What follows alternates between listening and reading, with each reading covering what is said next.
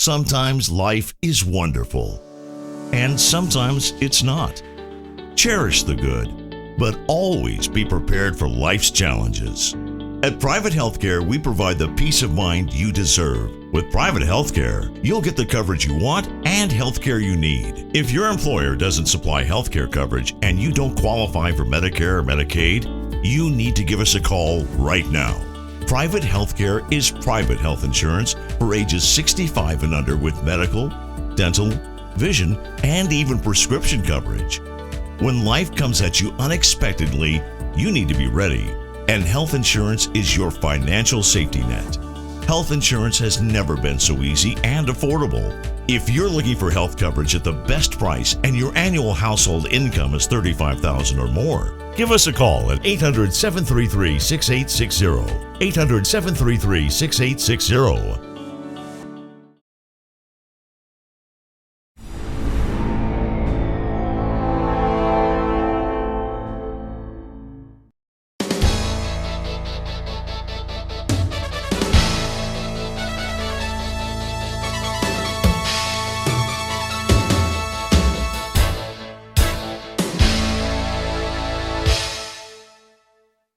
Welcome to the Turnpike Sports Spotlight. Dave Weishottle with you. The gaming industry is so interesting to me because it's constantly changing and evolving, and new issues are continuing to emerge. And one of the best places that allow the gaming industry to keep up with the constant changes in this business is Vixio Regulatory Intelligence. Vixio does this through the important reports that they issue and the tools they develop for the gaming industry. And they have done it again because they have an important forecast on the online gaming market in the Americas and a brand new tool for the gaming industry called Vixio WorkSpace. And to tell us all about it, on the line we have returning guest James Kilsby, Chief Gambling Compliance and Regulation Analyst from Vixio. James, welcome back to the show. Hi, Dave. Pleasure to be with you as always. You know, in my introduction, I should have said award-winning James Kilsby, because recently you were recognized as a Silver Stevie Award winner for Thought Leader of the Year in the 2025 American Business Awards. So from all of us on this side, congratulations. It's well-deserved. Thank you. Thank you very much. You know, and you've been very busy. You recently came back from SBC. And for people who are listening, that's a very important conference in the gaming industry. SBC stands for Sports Betting Community. And really, just prior to the SBC conference, Vixio released a forecast on the regulated online gaming market of North and Latin America. Before we get into the specifics of the forecast, what was the scope of the research? Was it sports betting? Was it iGaming? Was it online casinos? In creating the forecast, what was looked at the gaming industry? Yeah, so one of the things that we do at Vixio on behalf of our clients is we forecast, we quantify the current size of regulated markets for all forms of online gambling, so sports betting and online casino games. And we do that on a global basis. So what we wanted to do, you mentioned the SBC summit that was in Florida last month. Mm-hmm. That was the first edition of the SBC summit that combined both a US-focused event and a Latin American event. So it was a America's summit. So what we wanted to do was quantify the current size of the regulated online gambling markets across North and Latin America. So that's from, Canada all the way down to Argentina or Chile, mm-hmm. And then compare them, map them against our forecast for how we anticipate those regulated markets to grow over the next few years, and compare that trajectory, current size and trajectory, to Europe, which obviously Europe is longer in the tail when it comes to online gambling, more established. And we thought this was a timely exercise, particularly with that event, to track how the Americas compare to Europe when it comes to their prominence within the global online gambling industry. You know, you mentioned Europe, and prior to 2018, when we talked about leaders in sports betting and iGaming, everyone pointed to Europe, and we studied those numbers coming from Europe because they were so important for the gaming industry. And then after 2018, all things changed. The gaming industry, especially in the US and Canada, really exploded, and they grew with incredible numbers. What did the forecast that Vixio published show with the continued evolution and growth of gaming in the Americas? So, our forecast showed two things really. One is that today Europe is still very much the largest region for the global online gambling market, and it's going to continue to grow. So this is not to at all dismiss the importance of European and ongoing importance of European markets to the industry as a whole. But what we could very clearly see, and this won't exactly have been a surprise, but the Americas market has exploded since 2018. The US has been the primary driver of that, but we also have at least two major markets on a global scale in Ontario in Canada and Brazil coming up. So what we've really seen is that the Americas catching up very fast with Europe, and I think our report has clearly sort of told that story in a quite neat way, because online gambling, as you mentioned at that pivotal moment of 2018, was a very Eurocentric industry, at least from sort of regulatory perspective, and that's changed now. And I think there are sort of dual epicenters, if you can have two epicenters. I don't know if you can, but we have an Americas and a European industry, and they are balancing out very quickly. Let me ask you about that. According to the forecast from Vixio, the online gambling markets in the Americas are generating so much that within the next couple of years, it'll be either equal or potentially surpass the gaming industry in Europe. What kind of time frame are we talking about? And are you surprised at the growth of the online gambling markets in the Americas? So yes, what our forecasts show was that in 2026, so next year, we expect the combination of regulated online gambling markets in the Americas, so North and South America, to amount to about $32.5 billion in total revenue. That's in 2026, whereas Europe will be around about 10 billion or so bigger, so 42 billion. But we think that by 2028, Europe and the Americas will draw roughly level with each other, about $56 billion in annual revenue each. There is one thing that's impossible to quantify, sort of currency fluctuations there, right? So that's why it's hard to say if Americas will draw level, be slightly behind, slightly ahead, etc. But I guess all that is to say is that our expectation is that certainly by the end of this decade, online gambling will be bigger in the Americas than it will be in Europe. Wow! So that's a big shift over a course of 10 to 12 years. That's absolutely incredible. I'm curious, what are the contributing factors which are fueling this growth in the Americas? I mean, is it the technology of the online gambling industry? Is it just the sheer size of the territories that are allowing online gambling? And I'm not just talking about the U.S., but I'm also talking about Ontario as well as Latin America, especially Brazil. What are some of the factors that are fueling not only this growth, but this growth at this speed? Principally, it has been market expansion and governments of different countries, states, provinces regulating the industry. If we sort of go back to 2018, there are some countries in Europe that have regulated since that time. Sweden, the Netherlands, among those that immediately spring to mind. But the map was fairly well drawn out in Europe, even at that point. And so we've had markets that have legalized in Europe have matured over that time. If we think about the Americas in 2018, you had sort of a limited monopolized presence in Canada, the small handful of US states, mainly just New Jersey, offering online casino games, and Latin America largely unregulated, I guess with an exception or two like Colombia. And if we fast forward to 6-7 years later, mobile sports betting, online sports betting spread to 30 plus states. You have iGaming in 7 states, but massive markets, Pennsylvania, New Jersey, Michigan especially. Ontario has liberalized and regulated, in Canada become a market of comparable size to those 3 states I've mentioned, Alberta to follow. And then in Latin America, there's been a big spread of regulation too. I mentioned Colombia, but we now have regulated markets in Argentina and Peru, and as of January 1st in Brazil. So that's been the main factor, is that Europe's pace of regulatory change in terms of legalization has slowed, largely because the map was already filled in. Sure.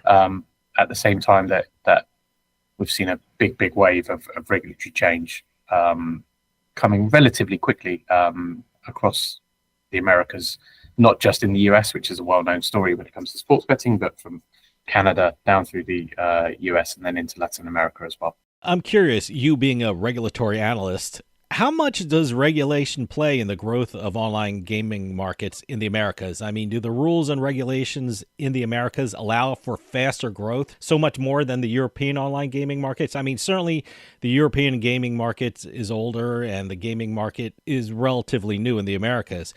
The rules have been in place much longer than the regulations in the Americas. I mean, it just, like we said, it's been Europe for so many years. Does the regulations play a factor in the growth that we're seeing in the Americas? Absolutely. That's another key part of the story with respect to Europe is generally speaking, and there are plenty of exceptions. If we had time, we could flag and delve into around this, but the regulatory environment in the Americas has been broadly positive, in the sense that we've gone from a constrained market with that limited footprint that I mentioned in 2018 to a fast-growing set of markets, principally around sports betting, that have been able to grow quite quickly. So that's explained the Americas' growth. I will come back to that because there is a lot of potential that's still unrealized. Mm-hmm. Whereas in Europe, yes, the map has been filled in and markets would naturally mature and see less growth.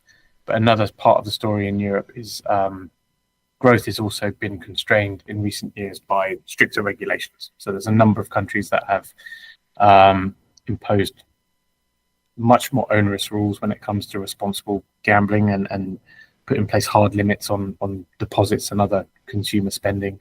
And that's also a factor. So Europe's growth rate is slowing, not just because of maturity, but also because of stricter regulation. We haven't really seen so much of that to date in the Americas, although there are plenty of live discussions from Illinois to Brazil and all points into between. But the environment in comparison to some European markets has been positive. And then the other factor just to throw in here is while the Americas is catching up quickly with Europe, it is doing so with a limited. We are not anticipating a tremendous change when it comes to iGaming in the US. Mm-hmm. I think the slow pace of adoption will stay slow. We're making that assumption. So the Americas actually has a ton of potential from a regulated market point of view, and it's more of an if than a when, probably as we sit here today. But if states start moving quicker when it comes to legalizing online casino games, then our America's forecast could shoot up quite significantly. When we talk about growth in the Americas, we have to mention Brazil, and you were part of a panel at SBC Summit Americas entitled Brazil 2025, A Surge in Licensing and Lessons So Far. Now, just to get everyone up to speed who's listening, Brazil's gaming market just launched on January 1st. Tell us about the gaming market in Brazil. Does it have sports betting? Does it have online casinos? When we talk about the Brazil market, what are we talking about? We are talking about a fully regulated market for online gambling. So a law was passed in late 2023 and then implemented through the course of 2024 and went live on the first day of 2025 with operators being able to being licensed to offer both sports betting and online casino games. So you have a full set of regulated products like you do in Michigan or New Jersey, rather than sports betting only like in New York, Illinois, Ohio, et cetera, et cetera. Brazil is a huge country. While January 1st was the launch date for a regulated and legal market in Brazil, there had been a robust and fast-growing offshore unlicensed market for at least 5 years ahead of that. So, there are a number of operators that are already established brands in Brazil that just have now pivoted to operating on a licensed basis. And with the population size, it's no surprise that Brazil is poised to become one of the largest regulated markets for online gambling anywhere globally.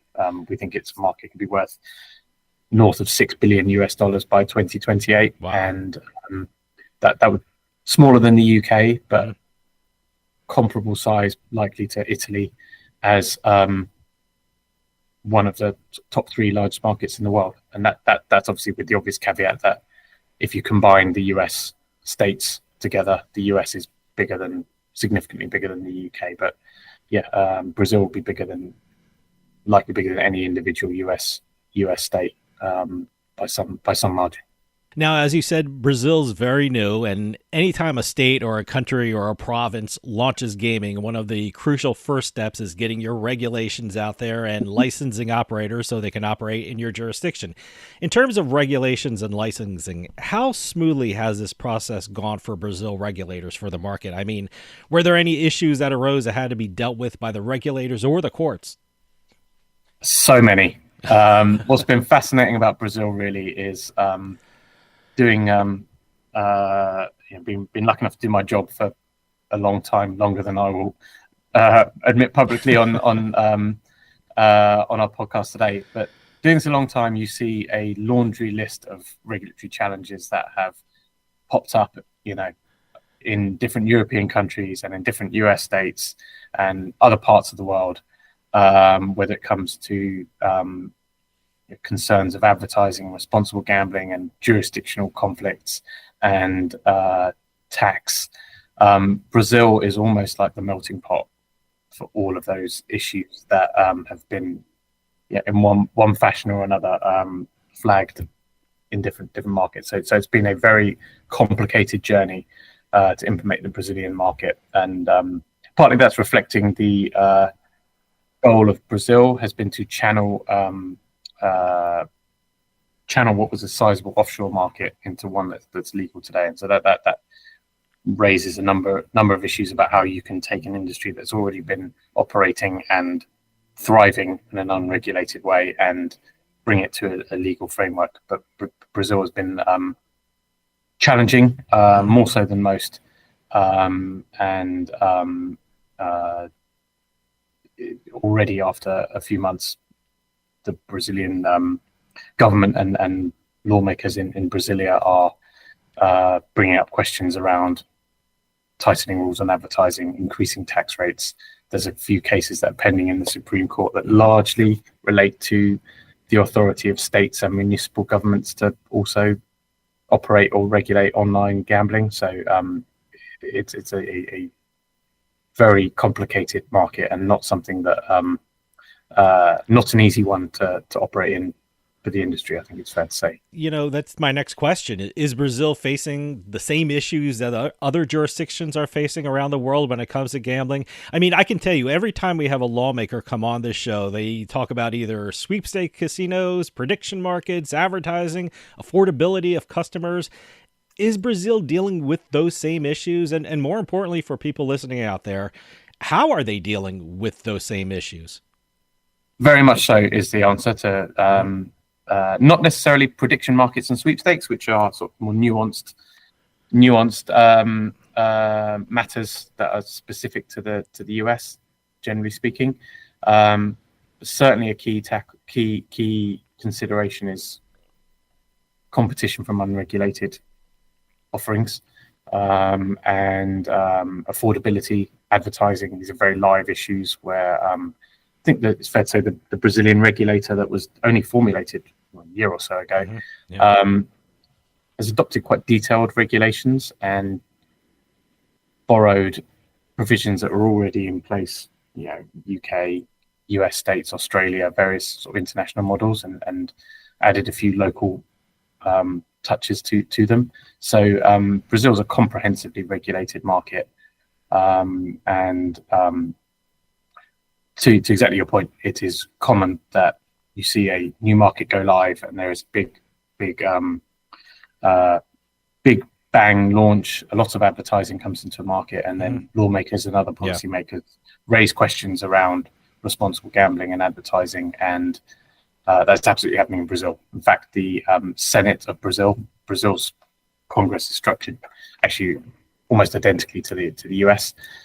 We have the upper chamber, the Senate, and a lower House of Representatives. But the Senate in Brazil just over a week ago approved a law to heavily restrict advertising. Still has to go to the lower house. There may be amendments, but that's a clear sign that some of those same policy discussions that you see and hear here in the States and in Europe, those are actually, if anything, happening on fast forward when it comes to Brazil. Brazil has been operating now for a little over 6 months now. Looking at those first 6 months, what can we expect for the future from Brazil and their gaming market? I mean, what is the first 6 months telling you something as a regulatory analyst about the future of Brazil? So I think there will be certain things that were challenges for the first 6 months that will be smoothed out. KYC, and so onboarding and verifying of customers has been a real challenge in Brazil. Brazil has a unique requirement that players must be recognized by facial recognition technology, not just add a social security number and have that verified against the database. That's been a challenge that I think will smooth out over time. So there'll be certain things in the first 6 months that some challenges of say first 6 months that will not necessarily endure in the long term. But I do think that it's clear that the Brazilian industry is going to be fighting a lot of lobbying and policy battles going forward on advertising, on movements to potentially increase the tax rate, and in various other areas. So I think it is going to be a bumpy market from a regulatory perspective, and I think it's incumbent on the industry in Brazil to lean into that and embrace that and speak with one voice when it comes to advocating for different policies. So that's a key area. There are what's really quite unique about Brazil is we've mentioned the market launching with online casino games and sports betting. There are no legal land-based casinos in Brazil. Every other state or country that you can think of has built or regulated its online gambling industry on top of sort of a pre-existing framework that allowed for at least some forms of casinos or other types of land-based gaming. That's not the case in Brazil. So another question that we can expect in the very near future is legislation to also allow casinos and bingo halls and other forms of gaming in Brazil. So there's a lot going on, and a lot will change and change quickly. As I said before, the gaming industry is always changing because the rules and regulations always change, and keeping track of the different markets is essential for gaming operators.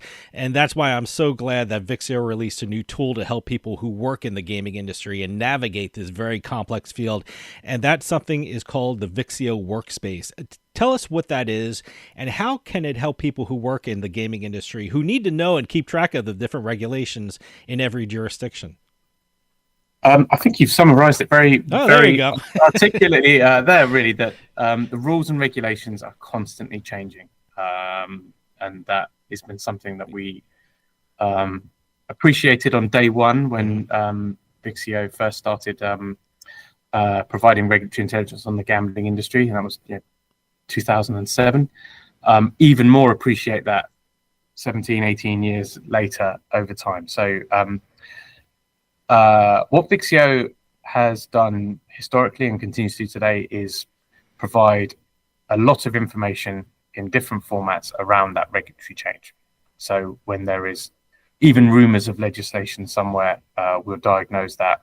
When there is a new regulation announced, when there's more enforcement activity taken in a given market, we monitor, analyze, and communicate that to our clients in various sort of different neat formats.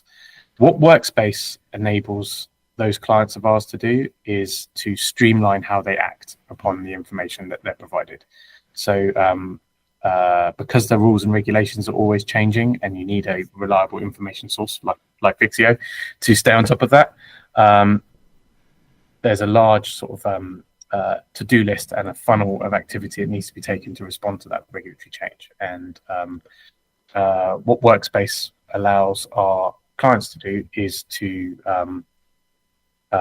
disseminate, share, or collaborate around regulatory changes or potential regulatory changes within their teams, so they can tell the people in the organization that need to know about a change and make sure that's clearly communicated. They can get the expertise from specific specialists within their organization about what a change will mean to their business, or they can simply elevate something and seek the sort of internal reassurance, or just put something on the agenda that needs to be discussed and triaged as it comes in. So what we're really doing is making that process of how you take the information and respond to it significantly easier within a workflow platform that is integrated with Vixio's core regulatory intelligence platform. So what are some of the features of the Vixio workspace? Because I think it's really something special in this industry. I mean, it's like a world of regulations at your fingertips. You even have a function that you can make checklists, and we love making checklists in this business for some reason. Yeah. But tell us some about the features of the Vixio workspace. That's right. So it's designed really for senior compliance and regulatory affairs executives to be able to turn regulatory updates or regulatory changes into clear products and assigning checklists against them. So tasks that are needed to complete a response to a regulatory change can be assigned to the right individuals.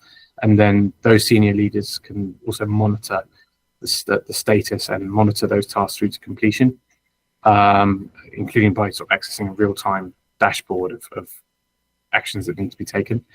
And then on top of that, the checklist also allows those users, the checklists that feed into Workspace allow those users to sort of produce internal reports so they can evidence and attest that they are taking actions against regulatory change.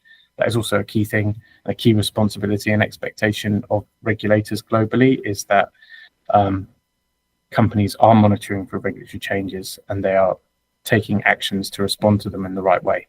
And so Workspace not only allows for sort of optimized collaboration when it comes to responding to the task, but it also has an auditable trail of actions and responses that we're taking. So it allows operators to both take action, but also attest to the actions that they are taking. You know, I have your press release on Vixio Workspace, and it has some of the key features of the workspace. And I was telling you off air, it's like a day in the life of someone who works in the gaming industry and has to comply with all the rules and regulations out there. I mean, whether you're a gaming operator, an attorney, an accountant, and anyone who works in the gambling industry, this seems like an incredible and must-have tool.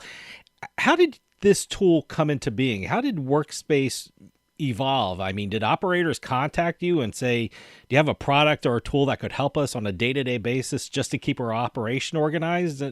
How did this come into being?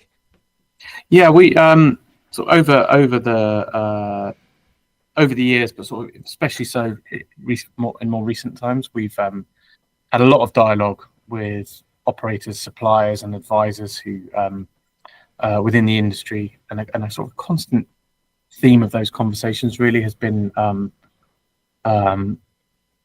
struggling to not just track but stay on top of regulations and regulatory changes that are coming across so many markets. And ultimately what we heard and what Workspace's response to is that compliance leaders need something that's more actionable and collaborative than a series of unruly spreadsheets or PDF documents, or even worse, email chains that go across each other. And there's such a need for a streamlined view of actions that need to be taken on regulatory changes or issues that need to be raised internally.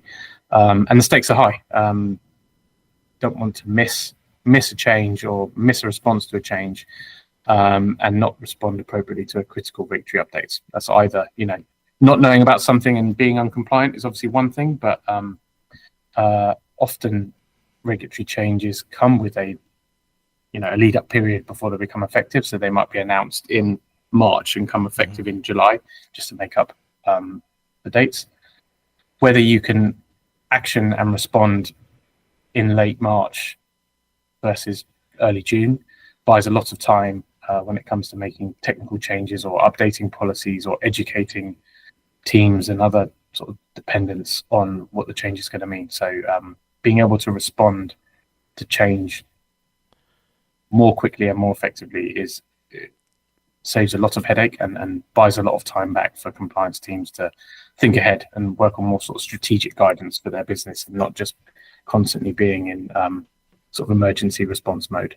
So if anyone's out there who's interested in the Vixio WorkSpace, where can they go to take a look at it and find out more about it? Is there a website they can go to or a page in your website where they can look at it? Absolutely, yeah. So I'd recommend anyone interested to go to vixio.com/vixio-workspace. But if you go to vixio.com, you can find it pretty easy without remembering that full address.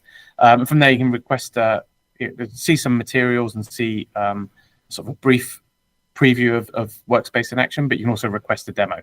And speaking on behalf of colleagues at Vixio, and our team's always happy to walk through Workspace and showcase how it can work depending on your specific focus, whether that's sort of on the compliance or legal side, or even on commercial strategy and how that is dependent on regulation as well. What's next for Vixio? Do you have anything in the pipeline that you want to tell people about that they should be on the lookout for in the next couple of months? So we will. The great thing, as you've alluded to, is regulatory change never settles down in the gambling industry. So it certainly keeps us busy and keeps us on our toes. We will be continuing to develop our products and services, Workspace, and our technical compliance solution that I know we spoke about just a couple of months ago. So the product is evolving to meet needs of the industry, but we'll also be conducting new analysis and updating our forecasts on different areas. We have a report coming out on the US online market in the next week, but also producing more reports on other areas of the world. We've spoken about the Americas and Europe today, but two other regions that are in the pipeline for us to produce analysis on in the very near future are on Africa and the Middle East on the one hand, and then also on the Asian online market as well. So lots to come from Vixio.